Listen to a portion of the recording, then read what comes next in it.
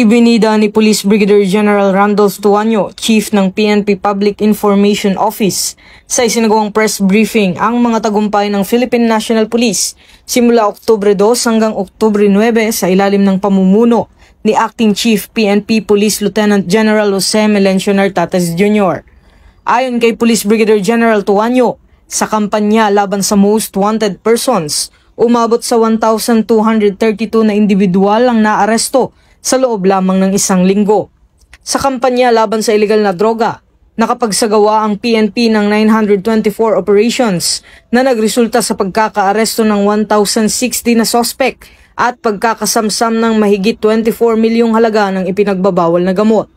Samantala sa kampanya laban sa smuggling, nakapagsagawa ng 13 operasyon na nagresulta sa pagkakaaresto ng 14 na suspect at pagkakakumpiska ng mahigit 12.5 milyong halaga ng kontrabando. Kabilang sa mga mahalagang accomplishment ng PNP ay ang operasyon noong Oktubre 6 kung saan mahigit 15 milyong halaga ng paihi na krudo at ilegal na sigarilyo ang nasamsam sa Batangas at Quezon Province. 3 suspect ang naaresto sa Batangas habang isang Chinese national naman ang nadakip sa Quezon matapos makumpiska ang 75 master cases ng smuggled cigarettes na nagkakahalaga ng mahigit 6 na milyong piso. Noong October 11, nakapagtala rin ng mahigit 10 milyong halaga ng nasamsam na shabu at marijuana sa magkakahiwalay na operasyon sa bansa.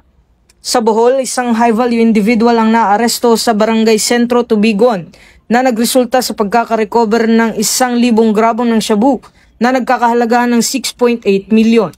Sa Puerto Princesa, 430 gramo ng shabu na nagkakahalaga ng 2.27 milyon ang na-recover sa baybayin ng Barangay Bagong Bayan.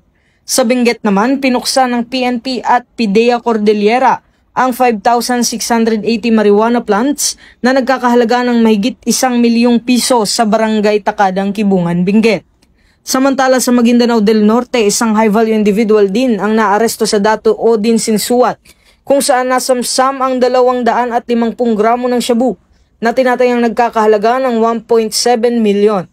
Tinitiyak naman ni Police Brigadier General Tuanyo na patuloy ang PNP sa pagsasagawa ng maigting na operasyon laban sa kriminalidad at iligal na droga bilang bahagi ng advokasya nitong serbisyong mabilis, tapat at nararamdaman tungo sa isang bagong PNP para sa bagong Pilipinas.